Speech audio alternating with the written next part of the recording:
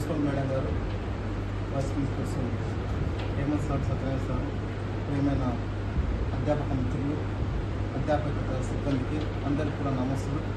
అందరికీ కూడా డాక్టర్ బాబాసాహెబ్ భీమ్రావ్ అంబేద్కర్ గారి 130వ జన్మదిన శుభాకాంక్షలు తెలియజేస్తున్నాం. ఈ విధంగా సంవత్సరం ఇంప్రూవ్ అవుతూ ఉంది. ఆయన జన్మదినాన్ని స్మరించుకోవడము, ప్రజల్లో అవేర్నెస్ పెరుగుతూ ఉంది. సో మరింతగా వృద్ధి చెందాల్సినటువంటి అవసరం ఉంది. ఎందుకంటే ప్రపంచంలో అత్యంత the greatest constitution drafted by the doctor BR Ambedkar. ప్రపంచంలో అత్యంత శక్తివంతమైనటువంటి గొప్పదైనటువంటి రాజ్యాంగం ఈ ప్రపంచంలో ఏదైనా ఉంది అంటే ఒక భారత రాజ్యాంగమే.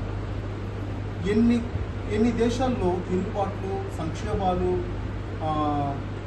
వాయిల్స్ వస్తున్నా కూడా మన దేశంలో అన్నిటిని తట్టుకొని మన దేశ కాలమాన పరిస్థితులకు అయినట్లుగా మన రాజ్యాంగం నిలబడగలిగింది అంటే అది డాక్టర్ బిఆర్ అంబేద్కర్ గారి ముందు చూపు, ఆయనకు ఉన్నటువంటి విజనరీ కారణమని మనం చెప్పుకోవచ్చు. కాబట్టి డాక్టర్ బాబాసాహెబ్ అంబేద్కర్ గారు కేవలం ఒక వర్గానికో, ఒక జాతికో, ఒక మతానికో చెందినటువంటి వాడు కాదు.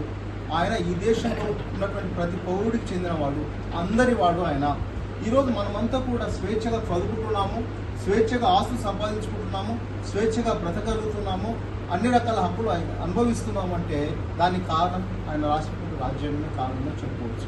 తర్వాత మహిళలకి ఎన్ని రకాల అంటే ఆయన మహిళల హక్కుల కోసం చాలా కృషి చేశాడు. ఈరోజు వాళ్ళు విద్య ఉద్యోగాల్లో సమానంగా అనుభవిస్తున్నారంటే, సమాన జీతం తీసుకుంటున్నారంటే దానికి కారణం డాక్టర్ బిఆర్ అంబేద్కర్ గారి విషయాన్ని మనం మర్చిపోకూడదు. తర్వాత కార్మికుల యొక్క 10 గంటలు 12 గంటలు ఉన్నాయి ఇంతకుముందు, కానీ ఆయన ఇన్ని గంటలు పనిచేయడం అనేది వారి ఆరోగ్యం పైన ప్రభావం చూపిస్తుందని 12 గంటల నుంచి 8 గంటలకే తగ్గించగలిగారు డాక్టర్ బిఆర్ అంబేద్కర్ గారు. తర్వాత ఒక్కటి కాదు, రిజర్వ్ బ్యాంక్ ఆఫ్ ఇండియా స్థాపించబడిందంటే ఆయన రాసినటువంటి థీసిస్ వల్లనే ఏర్పడినటువంటి విషయం మనం మర్చిపోకూడదు. సో అందుకోసం మనం ఏమి ఓటి ఆయనకి అర్పించే నివాళి ఏంటంటే మనిషిని మనిషిగా చూద్దాం, మనిషిని మనిషిగా ప్రేమిద్దాం. అంబేద్కర్ గారు అంటే ఒక మతానికో, జాతికో, మతానికో, కులానికో ప్రాతినిధ్యం కాదు. ఆయన ఈ దేశం చెందినటువంటి వాడు.